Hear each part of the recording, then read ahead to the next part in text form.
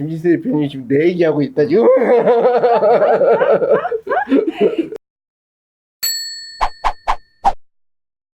수학, 과학이 대부분의 영재원 교육에 있고 그 과목들이 선행처럼 되어지고 있다라는 부분이 영재가 아닌 친구들을 계속해서 경쟁 구도 속으로 몰아 넣어서 가고 있는 게 아닌가 싶은데 맞나요? 저는 이렇게 보는 네. 거죠. 이게 아까 말씀하신 것처럼 실제로 뛰어난 인재를 별도 교육기관에서 교육하는 거에 대해서는 전 인정. 그런데 지금 이제 제가 반대하거나 반대 입장에서 말씀드릴 수 있는 건 아까 얘기하셨던 그 영재가 아닌 애를 억지로 연재인 것처럼 화장시켜서 영재학급이나 영재교육을 받으러 하는 게 과연 올바른 것인가. 사실 어떻게 보면 영재학교라는 건 진학을 위한 교육기관이 아니잖아요. 그런데 마치 우리 부모님들이 영재교육원이나 혹은 영재학교를 들어가서 뭔가 최고의 대학을 들어가는 어떤 진학의 로드맵의 한 단계로서 이걸 생각을 하시게 되고, 물론 처음에 시작은 우리 애가 영재 아닐까? 이런 생각이 들다가 사실 우리 대부분은 다 알잖아요. 얘가 영재는 아니구나. 근데 그때 얘가 영재성이 있는데 노력하지 않아서 영재의 모습이 아닌 건 아닌가라는 생각이 들기 시작하면서 이제 부모님께서 약간 이제 본인의 어떤 의지가 들어가는 교육을 시키게 되고, 그러다 보면 사실 저는 이렇게 생각하는 게 모든 경쟁과 관련된 시험은 사실 시험을 잘 치르는 법이 트레이닝 되면 성적이 올라가거든요. 그러다 보니까 영재원과 관련된 준비도 보통 영재원에 들어가려면 이제 창의성 테스트 같은 것들을 하는데, 그런 시험 문제를 사전에 많이 학습해서 창의적인 솔루션을 내는 로드맵 같은 것들을 배워서 그것들이 테스트에서 이제 상위 점수를 받고 들어가는 경우, 뭐 이런 어쩌면 진입을 위한 다양한 트레이닝, 뭐 이런 것들을 통해서 아이의 역량을 끌어올려서 영재원에 들어가게 되고, 이 아이들이 들어가서 적응 잘 못했을 때 또 처지는 아이들도 발생되는 어떤 그런 문제들, 그런 것들이 사실은 영재교육기관을 얘기할 때 가장 큰 이제 뭐랄까요, 마이너스 요인 혹은 비판을 받는 포인트가 아닌가, 그런 생각이 좀 드는 거죠. 그럼 이미 말씀 중에 나오신 것 같아요. 네. 영재원에 들어가려면 네. 아무래도 그런 테스트를 통과할 만한 사교육이 필요하다라는 것처럼 느껴졌거든요. 말씀 중에. 네. 저는 어떻게 생각하냐면, 어떤 목표가 있다면 네. 목표를 위한 트레이닝 과정이 개입되는 것과 개입되지 않는 것의 차이는 극명하다고 생각해요. 그러니까 트레이닝 과정이 들어가면 아무래도 아이들이 그 시험이라든지 테스트를 준비하는 사전 지식들도 많고 그 문제를 해결하는 연습이 많이 돼 있기 때문에 훨씬 수월하게 그 관문을 통과할 수는 있겠죠.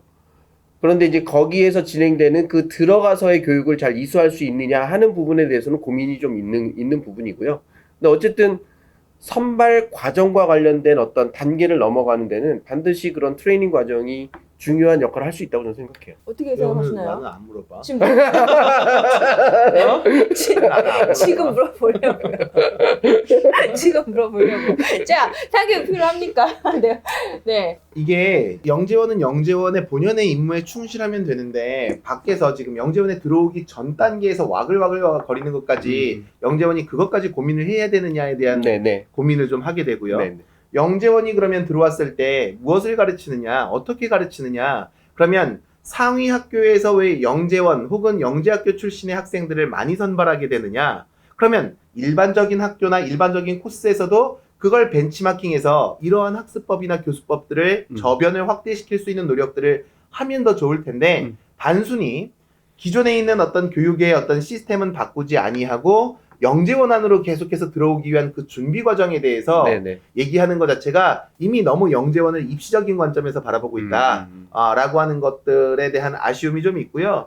안에서 들어가게 되면 우리 일반적으로 학교에서 테스트 혹은 중간고사, 기말고사를 볼 때 뭘 물어봅니까? 정답을 물어보죠. 근데 정답 외에도 이 정답을 도출해내기 위한 학생의 다양한 사고를 갖다가 궁금해하지는 않거든요. 그렇죠. 그냥 이렇게 연필 굴려서 찍어서라도 맞추면 정답 이렇게 되는 거잖아요. 네네. 그런 다양한 사고에 대해서 서로가 프로젝트 수업으로서 실생활과 관련된 생활 교육으로서 훨씬 더 다양한 사고, 깊이 있는 사고들을 심도 있게 학생들과 같이 공유하는 거죠. 사고의 확장을 유도하고요. 근데 일반적인 학교에서는 그게 안 되는 거야. 근데 이렇게 했더니 실제 성과가 아이들이 좋아서 선생님이 일일이 하나씩 떠먹고 이거 시험에 나와, 이거 시험에 나와. 그러니까 요 문제 풀어놔. 그럼 시험에 똑같이 나와서 그걸 카피해서 답으로 옮기는 현재의 지금 지필고사들의 형태보다 이런 형태의 수업들을 많이 도용을 하면 네. 장기적으로 봤을 때 아이들의 사고력의 향상에도 도움이 된다. 상위 학교에서 왜 뽑아가느냐? 잘하니까 뽑아가죠. 근데 왜 잘하게 되었느냐를 생각해 보았을 때에는 이런 형태의 수업들, 다양한 형태의 수업들이 다원화되고 그 다음에 자율화되는 과정 속에서 많이 지금 들어왔으면 좋겠다. 김진세 대표님이 지금 내 얘기하고 있다 지금. 자, 이런 거 같아요. 이런 거 같아요. 우리가 원래 선발 목적인 잠재력을 가지고 태어난 아이들, 그런 아이들을 정말 영재의 기준으로 봤을 때 그 아이들만 뽑는다면 나머지 지금 문제가 되고 있는 영재원에 들어가기 위한 선발 과정을 거치기 위한 그런 교육들이 무의미할 텐데, 그죠? 그런 부분이 아니어서 조금 한번 정리를 할 필요가 있을 것 같고, 김진세 대표님이 말씀하시는 거는 영재들을 위한 교육법 자체, 프로그램이 너무 좋다. 그래서 그게 이제 전체 학교의 그런 교육 과정이 조금 더 확대되면 우리 아이들이, 다른 아이들도, 영재가 아닌 아이들도 이런 사고법이나 이런 공부법들이 전체적인 공부를 배우는 데 있어서 훨씬 더 도움이 된다라는 말씀을 네. 그럼요. 저도 뭐 동의하고 결국 이제 우리가 1학년, 2학년, 3학년, 4학년 이 초등학교, 중학교, 고등학교 이거 나눈 것은 보편적인 학생들이 뭐 진학이나 지적 성장을 하기 위해서 단계를 만들어준 거지. 이게 사실 되게 임의적인 거잖아요. 하지만 이제 영재 학교나 영재 아이들을 모아놓은 교육기관에서는 사실 이런 학년제 수업이 의미가 없는 거죠. 어떤 분야에 탁월한 지식과 경험과 잠재력이 있는 아이들이라면 계속 스펀지를 쭉쭉쭉 빨아들이는 거거든요. 그러면 그것들은 학년의 구분 없이 쭉쭉쭉 올라갈 수 있는 부분이고, 그런 자유로운 형태의 커리큘럼이 학교 안에서 운영되거나 활용될 수 있는 게 결국 영재학교라고 생각하거든요. 근데 과연, 그러니까 결국은 배울 내용은 똑같으나 이거에 대한 속도와 순서의 문제가 조금 이제 다양성이 있다라는 생각이 들고요. 어쨌든 뭐 저의 어떤 관점이 영재교육과나 일반 학교에서도 이런 부분들이 충분히 가능할 수 있다라는 관점으로 본다면 앞으로 이제 고교 학점제나 이런 걸 통해서 이런 교육들이 일반 학교에서도 수준별 교육이 이루어지거나 이렇게 된다면 충분히 커버될 수 있는 이상적 그림도 우리가 그릴 수 있지 않을까 이런 생각을 하게 되는 거죠. 내용적으로 사실 학생들의 성취도를 통해서 수준별 교육뿐이 아니라 영재교육에서 실시하는 거는 기존의 학교 교실에서 실시하고 있는 그런 그쵸. 교수법과 지도법이 아니라니까. 그렇기 때문에 프로젝트 기반의 수업이나 이런 걸 얘기하신 거잖아요. 그렇죠. 네네네. 그런 부분이 있기 때문에 여기는 어쨌든 그 특화된 교육 방식들이 네네네. 안에 내재되어 있다. 이렇게 네. 볼 수가 있는 네, 거죠. 알겠습니다. 자, 영재가 아닌데 노력해서 가는 부분에 대해서 조금 말씀을 나눠보는 게 더 좋을 것 같아요. 네. 그래서 사교육이 그럼 다시 질문 드릴게요. 영재인 아이는 사교육 필요합니까? 영재원 들어가기 위해서? 원래 영재야. 근데 이 모래속에 진주가 있는지 네네. 없는지는 알 수 없으니까 그것은 어쨌든 간에 발굴을 해봐야 되는 거죠. 네. 결과는 알 수 없으니까 네. 해보는 건 도움이 되죠. 네. 근데 그런 얘기도 있는 것 같더라고요. 그러니까 실제로 영재 교육을 받기 위해서, 그러니까 입학을 준비하기 위한 다양한 트레이닝이 있잖아요. 그게 네. 뭐 학원에서 이루어지는, 학교에서 네. 이루어지는 그런 트레이닝을 받은 아이들이 다 영재 학교에 들어가는 건 아니잖아요.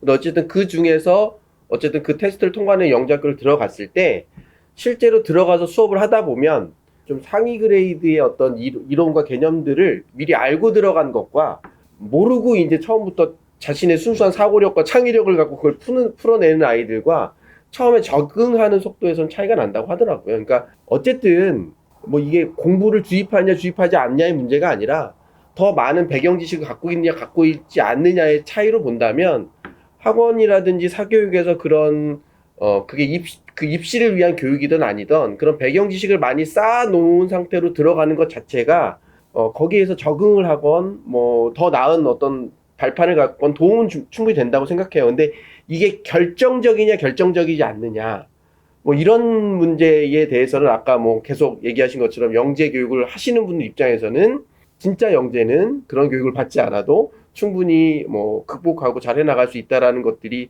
그분들의 평가인 것 같고. 아니 도움을 당연히 예를 들어서 기출문제 등 그쵸. 혹은 어쨌든 간에 면접 대비든 네네. 하면 유리하죠. 그쵸. 유리한데 이게 준비했다라고 해서 다 될 수 있느냐라고 있는 한 것은 그건 결코 아니다. 그렇죠. 아, 예. 네. 그렇게 말씀을 드릴 네네. 수 있을 것 같아요. 아마 그러니까 이런 얘기는 다 동의하실 것 같아요. 정말 영재, 누가 봐도 영재인 아이가 영재 교육을 받는 것에는 아마 전 국민이, 세계인이 동의할 것 같아요. 근데 오늘은 정말 영재가 아닌 우리가 노력에 의해서, 물론 노력에 의한 것도 뭐 칭찬받아 맞다고는 하지만 그런 아이들이 조금 이제 억지로 가는 부분에 대해서 오늘 좀 얘기를 나눠봐야 될 것 같고요.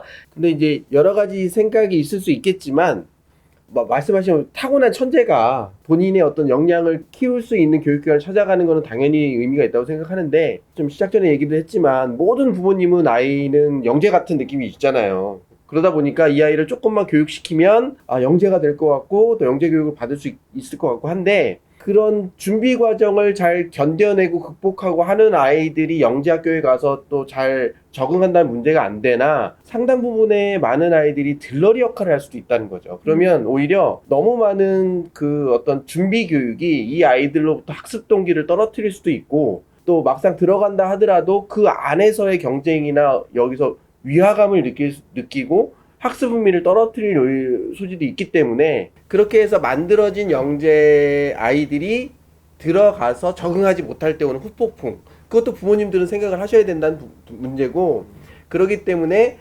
지나친 뭐랄까요, 그 욕심에 의해서, 더 중요한 건 저는 아이들의 공부 의욕이라고 생각하거든요. 그 의욕을 꺾어버리는 형태의 어떤 프레스 있는 준비 과정은 좀 불필요하지 않는가 하는 게 이제 저의 기본적인 생각인 거죠. 첫 번째로 영재인지 아닌지를 어떻게 구분할 거예요?